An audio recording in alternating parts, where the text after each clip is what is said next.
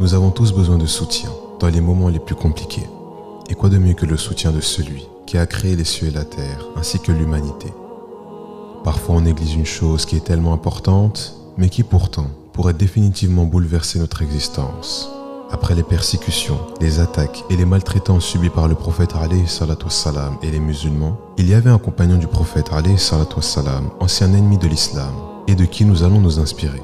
Il s'appelait Ikrima ibn Abi Jahl, et il était le fils d'un des pires ennemis du prophète sallallahu alayhi wa sallam. Et il a passé de nombreuses années à vouloir empêcher la propagation de l'islam. Et comme on le sait tous, à un moment, la Mecque est devenue sous le contrôle des musulmans. Et Ikrima avait continué de se battre jusqu'aux derniers instants, jusqu'à ce qu'il vit que l'islam triompherait inévitablement. Ikrima était un guerrier, un homme obstiné, et en voyant que la Mecque était tombée aux mains des musulmans, il ne supporta plus d'y habiter et se dirigea près du Yémen pour s'y installer. Il était totalement anéanti. Il avait vu son père se faisant tuer et sa propre femme qui s'était convertie. Et pendant qu'il se dirigeait vers la côte pour prendre un bateau, sa femme le rejoint et elle lui dit qu'elle revenait de chez le prophète alayhi salatu wassalam, qui lui garantissait que si Ikrima allait vers lui, il accepterait sa repentance ainsi que ses regrets.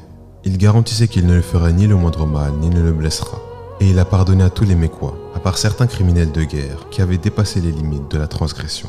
Ikrima la négligea, pensant qu'il ne serait pas réellement pardonné à cause de tout le mal qu'il avait fait.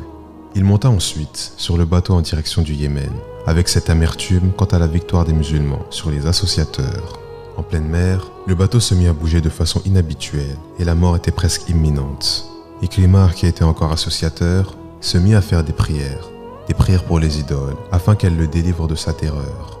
Le capitaine du bateau lui dit alors « Akhlas, sois sincère, car dans un moment comme celui-ci, rien ne te sauvera, si ce n'est ta sincérité. » Il dit alors qu'à ce moment, c'est comme si toute l'arrogance qu'il avait en lui s'en était allée, et il réalisa qu'il s'efforçait depuis bien trop longtemps de refuser la vérité.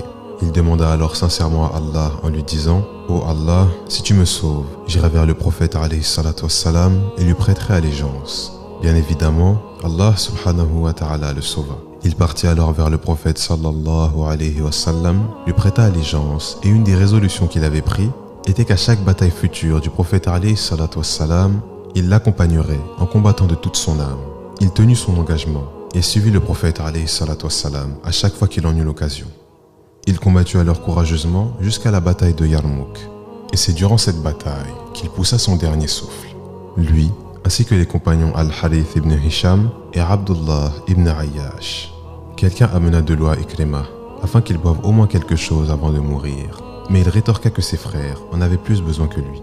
Ils sont allés vers l'un. Il répondit lui aussi que son frère en avait plus besoin que lui. Et le dernier à qui on proposa, dit alors de donner le reste à Ikrima. Mais quand ils se sont approchés afin de lui donner, Ikrima était déjà décédé. Ils sont alors allés vers l'autre, et lui aussi. Et puis lorsqu'ils sont allés vers le troisième, il était aussi parti.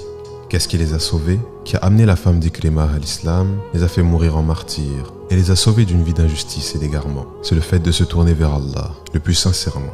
Allah subhanahu wa ta'ala nous accordera alors son aide, et nous poussera inévitablement vers les choses meilleures pour nous, et qui amènent son agrément.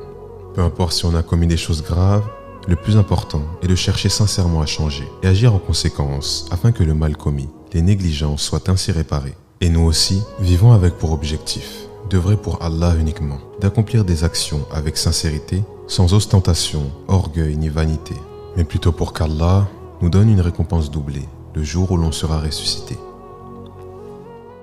والذين اهتدوا زادهم هدى وآتاهم تقواهم فهل ينظرون إلا الساعة أن تأتيهم بغتة فقد جاء أشراطها فأنى لهم إذا جاءتهم ذكراهم فاعلم أنه لا إله